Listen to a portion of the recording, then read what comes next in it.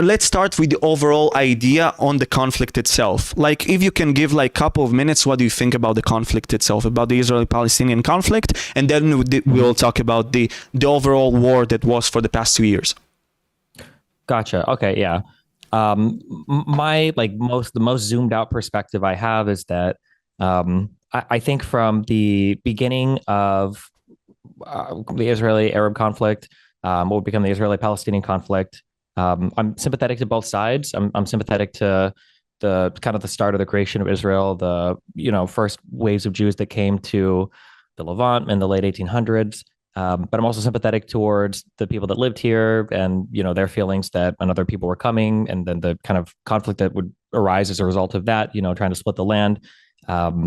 But then as time has gone on, I feel like we've kind of hit this weird stalemate where both sides feel a little bit intractable, or like they have things that they won't give up that they kind of need to in order to make some peaceful arrangement.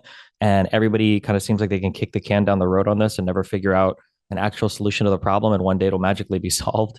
And I guess going in, it seems like there's this pattern that plays out of there's a resolution, but it doesn't really come to fruition and nothing actually gets solved. And then eventually this boils over into some huge conflict.